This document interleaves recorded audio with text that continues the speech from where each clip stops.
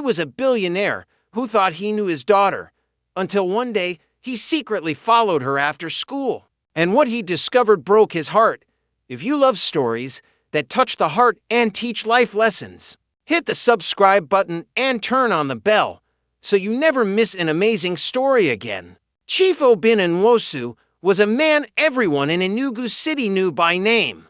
He owned businesses that stretched across states, hotels, transport companies, oil ventures, and even a private school. People spoke of his wealth the way they spoke of the rising sun, powerful, constant, and unreachable. Everywhere he went, men bowed and women greeted him with respect. His long convoys, guarded by escorts, passed through the streets like a moving kingdom. To many, he was a symbol of success. But behind his expensive glasses and fine suits lived a man who had forgotten the simplest joy of all, family. Inside his mansion, there were marble floors and golden chandeliers, but no laughter. His wife had died when their daughter, Adez, was only 6. After the burial, Chief Obin buried himself in work. He told himself that money would fill the emptiness. But money cannot talk, and gold cannot hug. Adez grew up in the shadow of her father's success. She had everything a child could ask for: clothes from abroad, a driver to take her to school, and a room full of toys. Yet, she was lonely. Her father's chair at the dining table was always empty. Most nights, she ate alone. When she was younger, she would wait up for him, hoping he'd come home early to say goodnight. But business meetings and late-night calls always came first. Soon, she stopped waiting. She learned that her father loved her. But from a distance. At school, Adez was quiet. Her classmates admired her expensive backpack and driver, but she never boasted. She was kind, gentle, and always smiling. Teachers called her the heart of gold. What no one knew was that inside her smile lived a secret, one that even her father didn't know. Every afternoon, when school closed, Adez's driver would drop her at the main junction near her father's company headquarters. From there, she'd tell him she wanted to buy snacks or wait for a friend. The driver, thinking nothing of it, would park nearby and wait. But Adez never stayed there. With her school bag slung over her shoulder, she would sneak down a dusty back road that led to a poor neighborhood, a place where children ran barefoot, where the roofs leaked when it rained, and where the smell of roasted corn mixed with red dust. There, under an old mango tree near a broken fence, sat a group of children, some orphans, some street hawkers, and one old blind woman named Mama Ifeoma. They waited for Adez every day. To them, she wasn't the daughter of a billionaire. She was Angel Adez, the girl who brought food, books, and laughter. Every day, after school, Adez would open her bag and hand out bread, fruits, and sachets of water. The children would shout with joy. Mama Ifeoma would stretch her hand and say, "Is that you, my sunshine?" Adez would hold her hand gently and reply, "Yes, Mama, I'm here." Then she would sit, listen to their stories, and share her own. Sometimes she read them stories from her school books. Other times, she simply talked and laughed with them. She never told anyone where she went or what she did. Not her teachers, not her nanny, not even her father. To her, it was something personal, a way to give love in a world that often forgot the poor. Meanwhile, Chief Obina remained buried in his business empire. His day began before sunrise and ended long after midnight. Meetings, phone calls, deals, every hour was measured by profit. He thought providing wealth was enough to prove love. "Everything I do," he often said to himself, "I do for Adez." But the truth was painful. He didn't even know her favorite color, her favorite song, or how she laughed. One afternoon, as he sat in his office signing documents, his secretary walked in holding a phone. "Sir, the head teacher from Adez's school wants to speak with you." Obina frowned slightly. "Put her through." A calm female voice came on the line. "Good afternoon, Chief. I hope I'm not disturbing. I just wanted to check if everything is fine with Adez. She's been leaving school early these days, before her driver even arrives. Obina's pen froze in midair. Leaving early? Are you sure? Yes, sir, the teacher said. We noticed it this past week. She signs out quietly and disappears before closing time. We were just concerned. Obina thanked her, assured her he would handle it, and ended the call. He leaned back in his chair, his heart uneasy. His daughter, leaving school early? He called the driver immediately. The man sounded surprised. Sir, I always pick her from school. Sometimes she says she's buying snacks before I arrive. The more Obina listened, the more unsettled he became. Adez had never been a troublesome child, but something didn't feel right. That night, as he sat alone in the mansion's study, he found himself staring at his late wife's portrait on the wall. Her gentle eyes seemed to ask him a silent question. Do you really know your daughter? For the first time in years, Obina couldn't focus on his work. He realized he didn't even know what Adez did after school, what made her happy, or who her friends were. He decided then and there that the next day, he would find out for himself.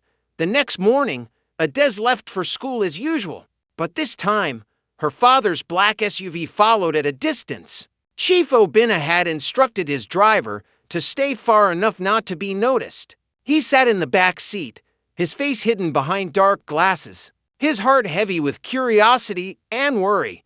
When the school bell rang that afternoon, he saw her step out with her bag, greet her friends, and walk toward the main gate. Then, just as the teacher had said, she slipped away down a side road.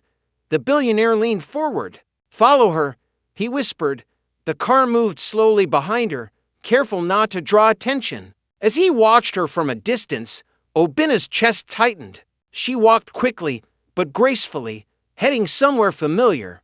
But where? Finally, she turned down a narrow dirt path leading to the slum area near the old train station. The chief's heart pounded. He had heard stories about that place. Thieves, beggars, rough people. What could his daughter be doing there? He ordered the driver to stop. Wait here, he said, stepping out quietly. He followed on foot, keeping a safe distance. Then, he saw something that froze him where he stood. Chief Obina crouched quietly behind an abandoned kiosk, his heart beating faster than it had in years. From there, he could see his daughter, Adez, walking toward a large mango tree that stood proudly in the middle of the slum. Its roots stretched wide like the arms of an old protector. Beneath it sat a small crowd, barefoot children and an elderly blind woman wrapped in a faded shawl. To Obina's disbelief, his daughter knelt down, opened her school bag, and began to unpack loaves of bread, bananas, and bottles of water. The children squealed with joy, surrounding her like bees around honey. Adez, you came, shouted one little boy with dusty cheeks. Of course, she said with a smile. I told you I wouldn't miss a day. The chief felt his knees weaken. He watched his daughter tear bread into small pieces, handing them to each child with gentle care. She didn't act superior. She didn't look disgusted by their torn clothes or dirty feet. She sat with them, laughing, listening, even sharing her own drink. He could hardly believe his eyes. This was his child, the daughter of one of the richest men in the city, feeding the hungry without anyone knowing. He stayed hidden for a long time, watching in silence. Tears burned in his eyes as memories rushed back. His late wife, Nika, feeding the poor women who came to their gate every Sunday. She used to tell him, kindness is the only gift that grows when you give it. Back then, he never took it seriously. He thought money was the only solution to life's problems. But now, seeing his daughter repeat her mother's spirit, he felt the weight of his own absence. After a while, Adez finished serving the food. The old blind woman, Mama Ifeoma, reached out her hand. My sunshine, may God bless the womb that carried you. You are an angel in this world. Adez held her wrinkled hands and replied softly, Thank you, Mama, but don't bless me alone. Bless my mummy too, even though she's in heaven. She taught me to love people. Chief Obina's chest tightened. He covered his mouth to stop a sob. His daughter had remembered her mother, something he rarely spoke about because it hurt too much. Yet here she was, keeping her mother's spirit alive through acts of kindness. Mama Ifeoma nodded slowly. Ah, your mother was a good woman. I never met her, but I see her light in you. Then Adez reached into her bag again and brought out small notebooks and pencils. For your school, she told the children, you must write, draw, and learn. One day, all of you will do great things.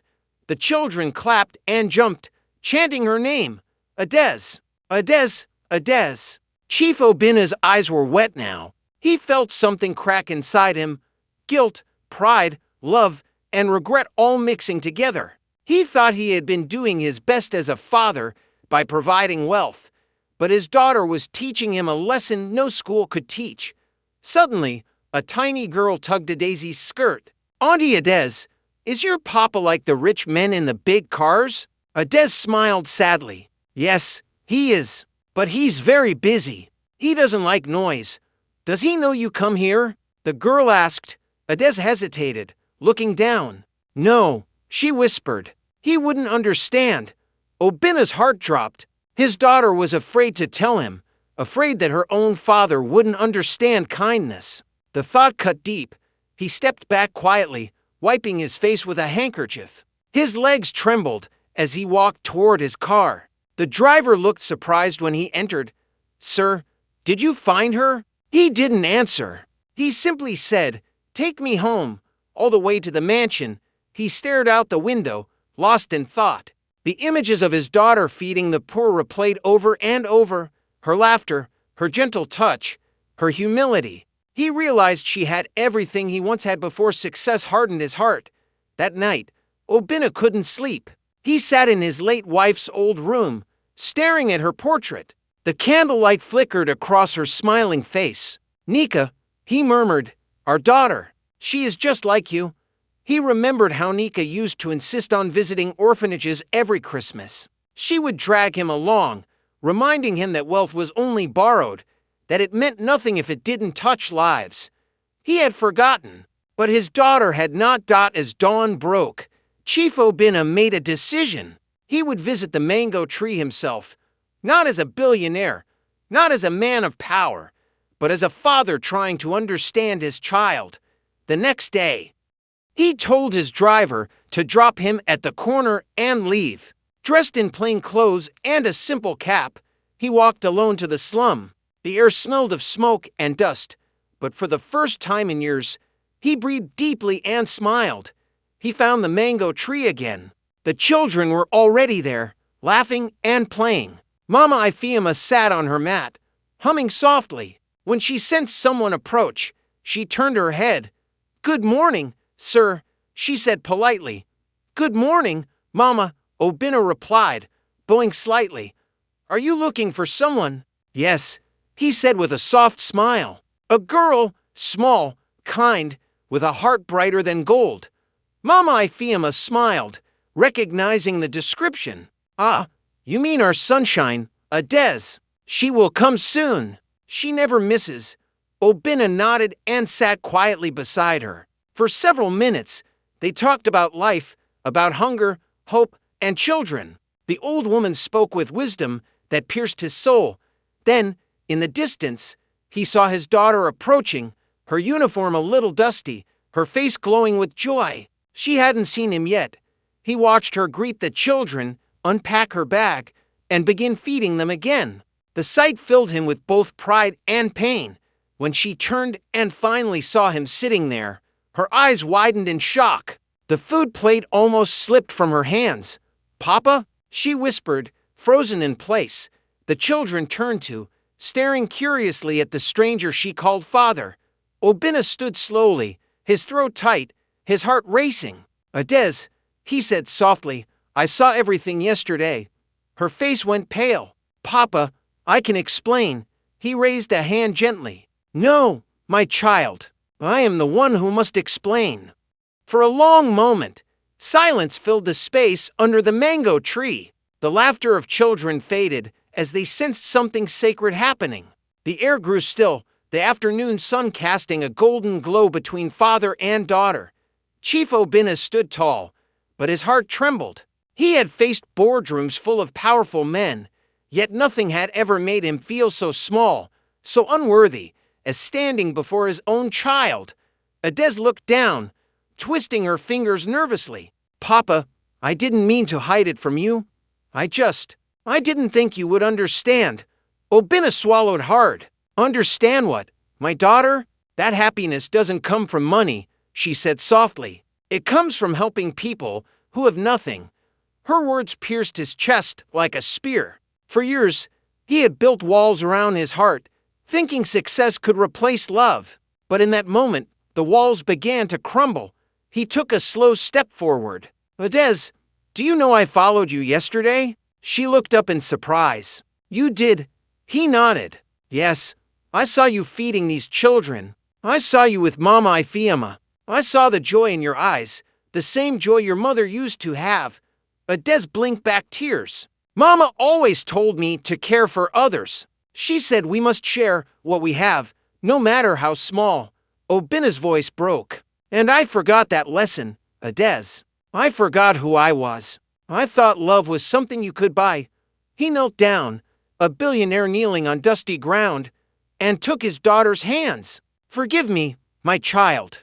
I gave you everything except the one thing you needed most, my time. The children watched in silence. Some didn't fully understand, but they felt the emotion in the air. Mama Ifeoma's blind eyes glistened with tears. Ah, she murmured, when a father kneels before his child, heaven itself smiles. Adez dropped to her knees too and hugged him tightly. Papa, you don't need to kneel. I already forgave you. I just wanted you to see what Mama taught me. He held her close, his heart flooding with warmth he hadn't felt in years. Around them, the world seemed to pause. The birds stopped chirping. The wind grew gentle, and even the sun seemed to stand still, as if watching a father rediscover his heart. After a while, Obina stood and faced the group of children. My little friends, he said, his voice trembling, thank you for accepting my daughter. She has shown me what true wealth means. From today, I promise that you will not go hungry again. The children's eyes widened. Really, sir? One boy shouted. Yes, Obina said, smiling. We will make sure you have food, clothes, and a place to learn. This I promise. Not as a rich man, but as a father. The children cheered, jumping and clapping. Mama Ifeoma raised her hands to the sky. God bless you, Chief. May your heart never run dry. Obina nodded respectfully. Mama, your blessings are worth more than gold. As they talked, Adez served food to her father. Papa, eat, she said, handing him a small plate of bread and fruit. He hesitated, then took it. The bread was ordinary, but as he ate, tears filled his eyes. This, he said quietly, is the sweetest meal I have ever tasted. That day, Obina didn't return to his office. He spent the afternoon with the children, listening to their stories, laughing, and even helping Adez wash plates after the meal. For the first time in many years, he felt human again. When the sun began to set, Adez took his hand and said, Papa, can we come back tomorrow? He smiled. Not just tomorrow, my dear. Every day we can. As they walked back to the car, the street vendors and bystanders watched curiously. Some recognized the powerful chief, dusty and smiling like a simple man. They whispered among themselves. The billionaire had changed. That evening, back at the mansion, the dining room glowed with soft light. For the first time in years, father and daughter sat together at the same table. The silence that once filled the room had been replaced by laughter and the sound of shared stories. Tell me, Obina said as he passed her a bowl of soup. How long have you been visiting those children? Adez smiled shyly. Almost 6 months. I saved part of my lunch money and buy food on the way. He paused, touched by her sacrifice. 6 months? And I never noticed. You were always busy, Papa, she said gently. Those words cut deep. But this time, instead of guilt, he felt determination. Not anymore, he said firmly. From today, I will make time. That night, Obina couldn't sleep, but not from worry. His mind was alive with ideas. He wanted to do something more than just bring food. He wanted to build something lasting, something that would make his daughter proud. By morning, he had made his decision. He called a meeting with his company directors, shocking them all when he announced, "We are starting a new foundation, one that will feed, educate, and support the less privileged. My daughter will be the face of it." The boardroom fell silent. Some of his managers stared in disbelief. "Sir," one asked cautiously, "is this a business venture or charity?" Obina smiled. "It is a blessing venture." They all laughed softly, but the chief was serious. "For too long, we've counted profit. It's time we start counting lives." That afternoon, Adez came home from school to find a new banner being placed at the gate, the Adez Foundation, spreading light and love. Her eyes widened, and she turned to see her father smiling beside it. "Papa," she gasped, "you named it after me?" He nodded proudly. "You taught me what giving truly means. The world should learn from you two." She ran into his arms, crying tears of joy. "Thank you, Papa. Mama will be so happy in heaven." He looked up at the sky and whispered, "Yes, my love, she will." That evening, the mansion glowed not from chandeliers, but from happiness. The silence that once haunted its halls had vanished, and for the first time, Chief Obina felt richer than he ever had, because now his heart was full. Weeks passed, and the Adez Foundation began to bloom like a flower in the dry season. What had started as a simple act of kindness beneath a mango tree had grown into a movement. Every weekend, volunteers gathered at the slum to share food, clothes, and laughter. The community loved Chief Obina now, not as a wealthy man, but as a father who cared. Yet in the midst of all the new joy, one person quietly watched everything from her mat. Mama Ifeoma, the blind woman who had unknowingly changed to lives. One afternoon, Chief Obina arrived at the mango tree without his usual entourage. He carried food, medicine, and books for the children. Adez ran ahead to greet everyone, her laughter filling the air. But as Obina handed a bowl of rice to Mama Ifeoma, she paused, tilting her head slightly. "Sir," she said softly, "you have a familiar voice." He smiled. "Maybe because I visit often now." She shook her head. "No, not that. Your voice carries something I once knew. Something from long ago." Her words unsettled him. He studied her wrinkled face, her hands trembling slightly as she reached for her food. Something about her presence felt known, yet distant. "Have we met before?" he asked. The old woman smiled faintly. "Perhaps not in this lifetime, my son, but I once knew a young couple who lived in Grace." The woman's name was Nika. Obina's heart skipped. "Nika, yes," she said, her blind eyes staring into the past. "She used to come to my little house many years ago, bringing food and clothes. She was kind, like your daughter." Obina sat down slowly, his breath unsteady. "You knew my wife?" The old woman nodded. "Ah, so it is true. You are her husband." Tears filled his eyes. "How did you know?" Mama Ifeoma's voice trembled with memory. "Because you sound like her husband, the man she always spoke about with love and sorrow. She told me about you, Chief Obina, and how you were building your empire while she built hope in the hearts of the poor." Obina bowed his head. "She never told me she visited the slums. She didn't want praise," Mama Ifeoma said gently. "She wanted peace. She used to sit with me under this same mango tree, right here, before I lost my sight. When she passed, it felt as if the sun went dark. I thought her light was gone forever. But then one day, your daughter appeared, with the same soft voice and kind hands. I knew her spirit had returned through that child." Obina couldn't speak. His throat tightened as his eyes blurred with tears. All this time, Adez had unknowingly continued her mother's work, in the very same place, with the very same woman.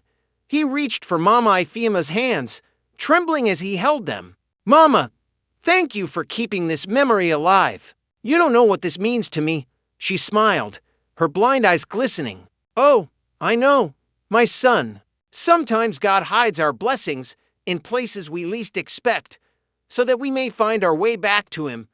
Adez, who had been listening nearby, gasped softly, "Mama Ifeoma, you knew my mummy?" The old woman turned her face toward a Daisy's voice. "My sunshine, your mother was an angel. You look like her, you speak like her, and you love like her. She must be proud of you." Ades threw her arms around the old woman. Tears rolled down her cheeks. "I miss her every day." "I know," Mama Ifeoma whispered, "but she never truly left you. Every time you feed a hungry child, every time you share a smile, she lives again." Obinna wiped his tears, his voice breaking. "I spent years chasing wealth, forgetting the woman who taught me compassion. But God sent me back here, through my daughter, to remember." The air grew still. Even the children fell quiet, watching the moment unfold. A gentle breeze rustled the mango leaves, as if the heavens themselves were whispering blessings. Later that evening, after everyone had eaten, Obinna sat beside Mama Ifeoma again. "Mama," he said softly, "you've done so much for my family without even knowing it. I want to help you, to make your remaining years peaceful." She smiled humbly. "I don't need riches, my son. Just keep doing what your wife started. That is my peace."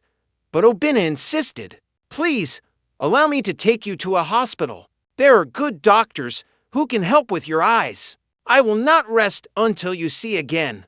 Mama Ifeoma's lips quivered. "My son, if it is God's will, then I accept." Within a week, Obinna arranged for her to be admitted to one of the best hospitals in Lagos. Ades visited her daily, holding her hand and praying. Even the nurses called them mother and daughter. After several surgeries and long days of recovery, the miracle finally came. The doctors removed the bandages, and Mama Ifeoma could see again for the first time in 15 years. The first face she saw was a Daisy's, smiling, radiant, full of life. She gasped and cried tears of joy. "My sunshine, you are more beautiful than I ever imagined." Ades hugged her tightly. "Mama, you can see. God has answered our prayers." Behind them, Chief Obinna stood silently, tears streaming down his cheeks. He turned away and whispered, "Nika, your kindness still changes lives." The next Sunday, Obinna invited Mama Ifeoma to their mansion. The entire household welcomed her warmly. As she entered the living room, her eyes landed on a large portrait hanging on the wall. Nika's smiling face. She froze, her hand over her heart. "That's her," she whispered. "That's the angel I told you about." Obinna nodded. "Yes, my wife. Your friend." Mama Ifeoma began to weep softly. She always said she wanted to build a place where every child would be fed. "You must fulfill that dream, my son." Obinna placed his hand over his heart. "I promise." That night, the mansion was filled with songs and prayers. For the first time in many years, Chief Obinna felt his late wife's presence, not in the cold walls of his house, but in the warm laughter of his daughter and the renewed light in Mama Ifeoma's eyes. And as they sat together under the stars, Ades whispered to her father, "Papa, maybe Mama led me to the mango tree." He smiled through his tears. "Yes, my dear, maybe love never dies. It just finds a new way to live." A month later, the mango tree slum looked different. New paint glistened on rebuilt walls, laughter spilled from fresh classrooms, and the dusty ground that once held only hunger now held hope. Chief Obinna had kept his promise to Mama Ifeoma and to the memory of his late wife, Nika.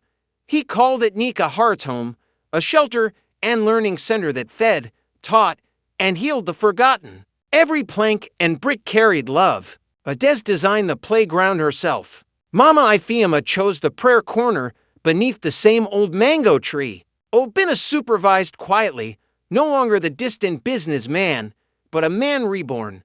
On the opening day, the whole community gathered. Women sang praise songs, children danced barefoot on the sand, and drums beat in joy. The city's radio stations arrived to cover the event, calling it a miracle born from a child's compassion. Obinna stood at the podium, Ades and Mama Ifeoma by his side. His voice shook as he began.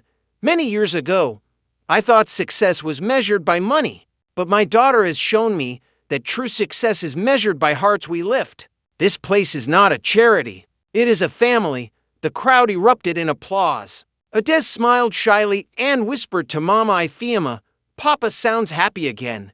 "Yes, my sunshine," the old woman said, "because his soul has finally come home."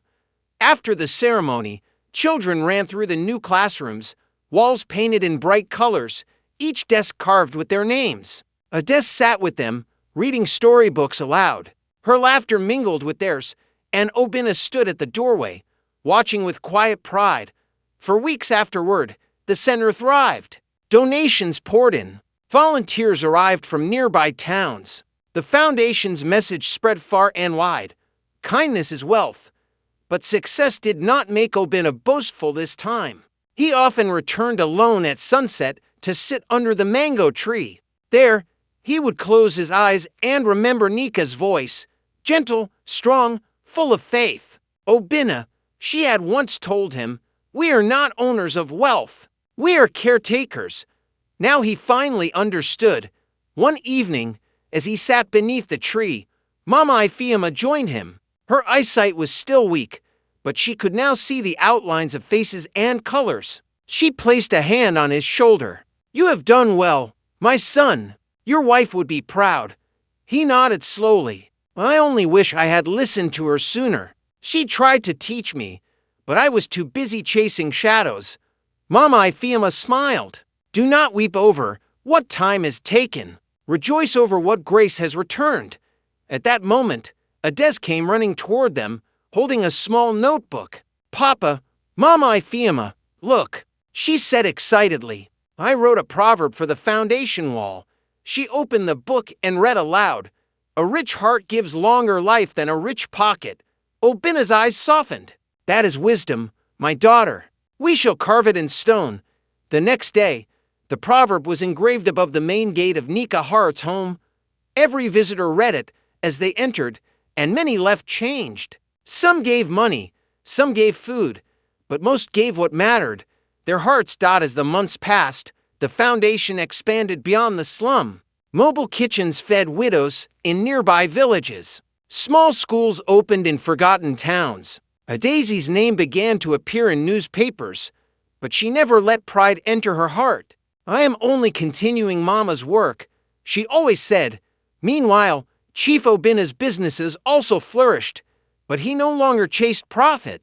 He divided his time evenly, half for work, half for the people. At board meetings, he replaced profit charts with photos of smiling children. When partners questioned him, he answered simply, "This is the legacy worth building." One afternoon, he took Adez to visit his wife's grave. The air was still. Birds sang softly in the trees. They cleaned the headstone and laid down fresh lilies. Adez knelt, whispering, "Mama, I did what you taught me." Obina placed a hand on her shoulder. "And you taught me what she tried to show all along." As they left, Adez asked, "Papa, do you think Mama sees us?" He looked at the sky, streaked with orange and gold. "Yes," he said. "Every sunset is her smile." Later that evening, the family returned to the center for its 6-month anniversary. The children performed a play reenacting how Adez used to bring them food. When a little girl playing Adez said, "Kindness never runs out," the crowd laughed and clapped. Obina felt tears roll down his face again. But this time, they were tears of joy, not regret. When the play ended, Adez stood beside him and whispered, "Papa, you're crying again." He chuckled softly. "Yes, my dear, but not because I'm sad. Because I finally understand what it means to be rich." Mama Ifeoma, sitting nearby, nodded approvingly. When a man learns the value of tears, he has found his soul. That night, as the lights of the foundation glowed against the dark sky, Chief Obina prayed silently. "Thank you, Lord, for giving me a second chance through my daughter's heart." He looked at Adez, already helping the younger ones pack up books and toys, her laughter echoing through the night. And he realized something beautiful.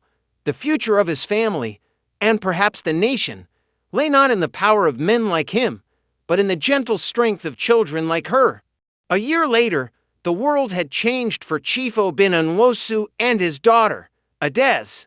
The once busy billionaire was now known as the father of compassion. Newspapers wrote of his transformation, calling it a miracle money couldn't buy. But Obina didn't care about the headlines. His joy came from the laughter that filled Nika Hart's home every day. The center had grown beyond imagination, classrooms filled with children who once begged on the streets, a clinic that treated widows and orphans, and workshops where young people learned to sew, farm, and create. Under the old mango tree, the heart of it all, stood a bronze plaque engraved with a daisy's words, "A rich heart gives longer life than a rich pocket." One bright morning, Adez walked into her father's study carrying a letter. "Papa," she said, smiling, "guess what? The United Nations invited us to share our story at a youth conference in Ghana." Obina laughed warmly. "My daughter, you are making your father travel for good things these days. You'll come, right?" she asked, eyes sparkling. "Of course," he said, placing a hand on her shoulder. "We'll tell the world what kindness can do." That week, as preparations began, Mama Ifeoma visited the mansion. Though her steps were slow and her hair had turned completely white, her eyes were clear now, full of peace. "Ah, my sunshine," she said to Adez, "you have made your mother's dream live again." Adez hugged her. "And you, Mama, helped us find our way." Later that evening, Mama Ifeoma sat with Chief Obina under the garden's guava tree. The air smelled of flowers and distant rain. "My son," she said softly, "you have built with your hands, but more beautifully, you have rebuilt with your heart." Obina nodded, humbled. "I used to think wealth was the power to change the world. Now I see that love is stronger."